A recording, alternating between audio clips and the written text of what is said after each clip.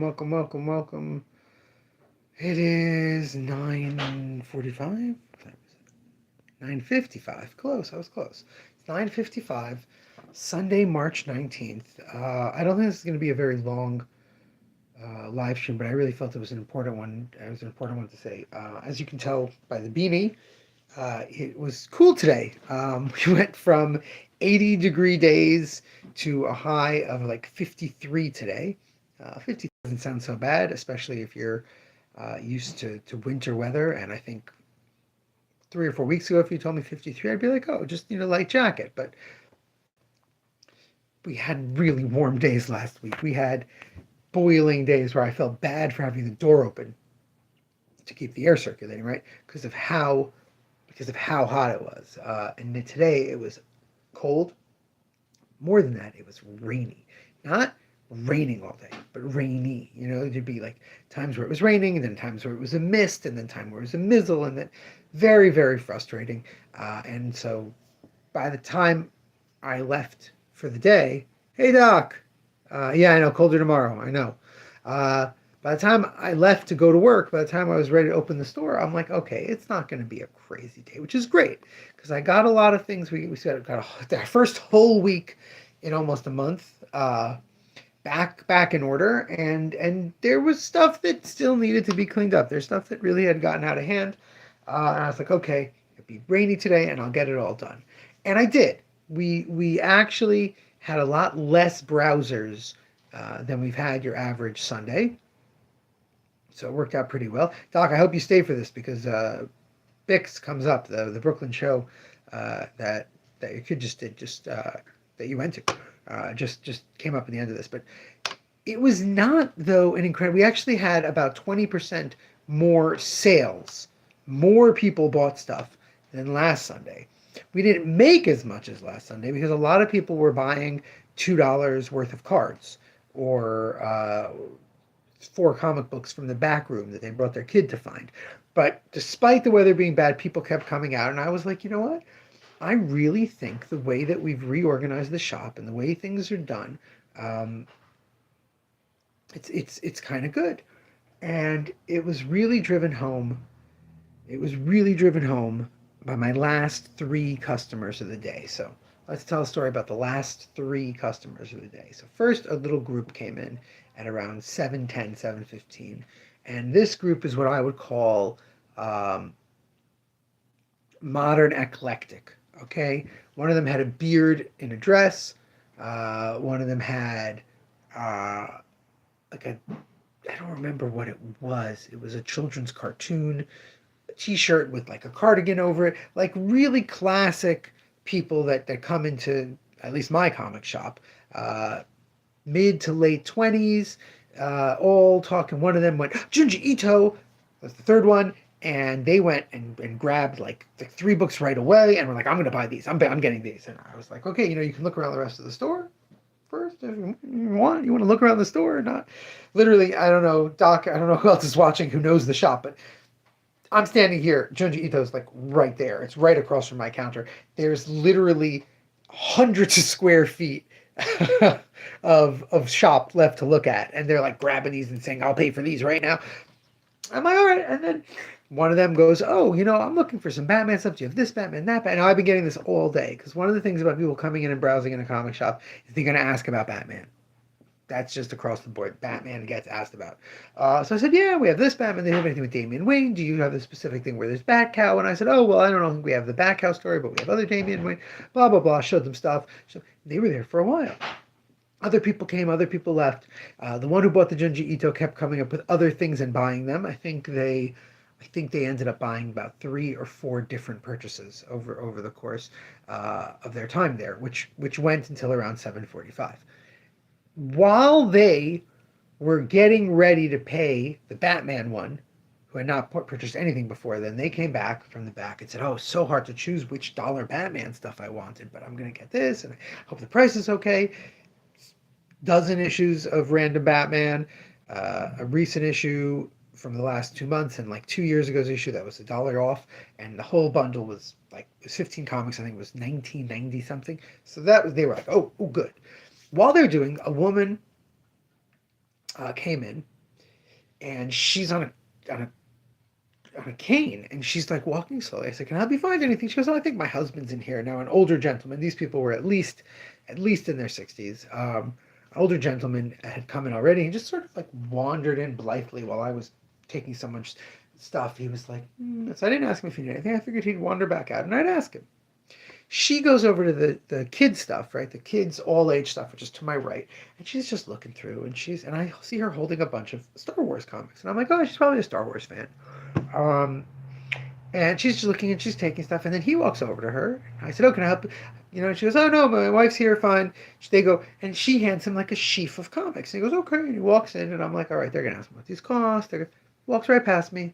She tries to walk past this little group paying, right? This little group is paying, and they're like a little oblivious as 20-year-olds sometimes can be, but she gets past them and she stops and she looks at my case and then she goes, "Can I see those World's Finest in there? We have a bunch of early 60s World's Finest in the case." I said, "Sure. These are the over $20 ones. There's more in the case in the back." So she goes, they're paying, they're talking to each other, they just paid, they're all standing to the side. They start leaving. Okay, it's now around 7:35. This woman, and I was like, okay, that was fun because one of the people, like I said, made four different purchases that totaled over 100. I ended up giving them a tote bag. They had three different paper bags for me stacked, and they were like holding them. And I was like, "Let me get you a tote bag." And they said, "Really?" I said, "We give a tote bag for over 100, so no problem." They had spent 80, then they spent 40, then they spent 20. And the last thing they bought, of course, was the My Little Pony Odyssey, one of our bestsellers.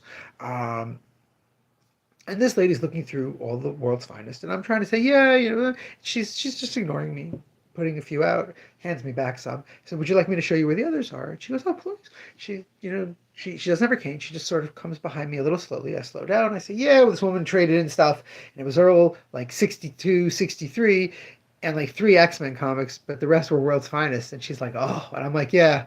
If they would have all been X-Men, it would have been pretty impressive." She goes, "Yeah, that would have been great. But I like the World's Finest." And I said, "Yeah, fine. We have a bunch over here." I start showing her. Husband goes, "You have any Classics Illustrateds?" And I said, "Oh, not a lot. One or two over here." Show them where they are.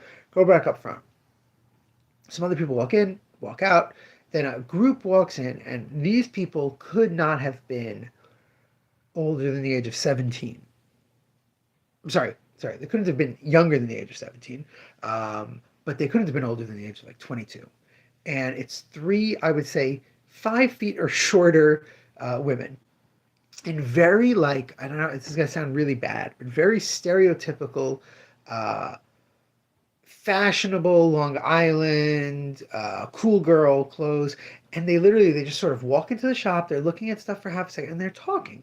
And they're talking about, "Yeah, and I can't believe it. He gave me a ride, but then he wouldn't do this. And then they're just talking about relationship stuff. And yeah, and he was texting me all night, but then the next, and they just literally stand in the back and are just schmoozing. And one of them goes, "Oh, look at this." He goes, "Oh, look." That's it. I hear it once or twice. I hear, "Look at this." The rest of the time, they're just talking, talking. "This guy, I can't believe he did this. I can't believe." And I'm like, "Look, it's cold and gross outside. They came in to talk. Fine." This older couple comes up, and she's got a stack, and they hand them to me. And along with it, they hand with me this Audrey Hepburn biography that I have, which is like a $30 book. And I'm going through the stack, and I'm pricing everything. I'm like, this is, and the guy goes, "Yeah, we love comic shops. We're here to see Mickey Dolan at the Paramount." I'm like, "Oh, right, yeah, he's got a perform." But we saw a comic shop. We were just yesterday. We were at the thing in Brooklyn. I said, "Mocha, like a few weeks ago." They said, "No, yesterday." I said, "Oh, Bix, you went to the new." They said, "Yeah, we love to meet the young artists." Cool. I'm like, "Oh, great, that's awesome." And the wife left. He's like, "You go ahead, get our seats. I'll pay." My total came to almost $200 of back issues and a graphic novel. And I'm like, and they're talking about meeting the young artists. I love going to Comic Con, but it's so crowded now.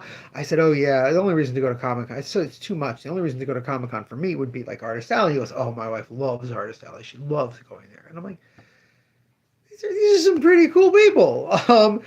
They bought a bunch of stuff. I go in and get them a tote bag. And it's like 7:45 ish, and I'm about to say to these three women in the back, like, I should say something like, I'll go. I'll wait till 7:45, and I'm typing, sending some emails. 2 or 3 minutes pass, and I'm about to turn to get them at 7:46, 7:40, and one of them comes over and goes, "Excuse me, do you have any Army of Darkness comics?" I said, "Oh, well, we may have some in the back, but Archie's currently doing a crossover with the Army of Darkness. There's an Archie Ash comic, and this girl goes, "There is. Do you have it?" And I'm like, "Yeah, I actually just saw number two. I think I have all three issues that have come out so far." She goes, "I'll take it." I'm like, let me make sure I have them. And the girls, I show her where there might be other ones in the back. Her friends follow her. They're still talking. She starts singing, and the two friends look at me. They go, "You have no idea how happy you just made her." And I'm like, great. That's awesome. I find the three issues. I found three, and then I found one, and they're all over the place because, like I said, I was cleaning up mess. Um, and the girl's like, "Oh, I just love the Army of Darkness. I love Bruce Campbell." She goes, I just rewatched all three movies. Like, oh, I love them. They're so tremendous. And I'm like, yeah, they're great. They're wonderful. 7:55, 7:57. They're paid, out the door, done. You could not find more disparate purchases and type of people in that last 40 minutes in my shop. We had a queer little trio of theys. We had this classic old couple from Brooklyn. The guy was like, "Yeah, I was born in Brooklyn. I've lived in Brooklyn my whole life." And we had these like classic Long Island girls, and all of them found stuff they were looking for, enjoyed their time there, were thrilled to get a flyer about Free Comic Day. And this is what I've been saying since we opened. Comics are for everyone. Everyone loves comics. Everyone has an interest in a different kind of comic, and for the shop to be sort of functioning along the way it is, where a classic collector could come in and walk out with $200 of not just old classic issues, but new comics she was looking for, a graphic novel she was looking for. This little group of people with totally disparate interests, Junji Ito, Batman, My Little Pony, could find a whole bunch. Literally, one of them who only wanted Pokemon cards found in the kids used a manga that they had been told to read and a Pokemon special guidebook kind of thing, and said, "Oh, I'm going to get these at half price." Everyone found something, and the two girls who weren't looking really weren't looking, but their friend had come in for ask for Army of Darkness stuff. They all found something. They were all very happy, and that is the Escape Pod Comics. That's what we're all about, and it was a really great way to end the day. Hopefully, a good sign for the whole week. And I'll say it till I'm blue in the face: comics are for everyone. Thank you, Doc. I would like to think that those people clocked each other, noticed that there was all these different kinds of people in, and that helped also. But even if it's just from that small selfish thing of, I went in here, they didn't have what I was looking for, but I found something else. Even if that's it, I'm happy with it. And yeah, like I said, it should be a good sign for a good week. And even though it's going to be cold for the next couple days, we should get all sorts of customers in, finding all sorts of stuff. Till tomorrow, remember, damn it, babies, you gotta be kind.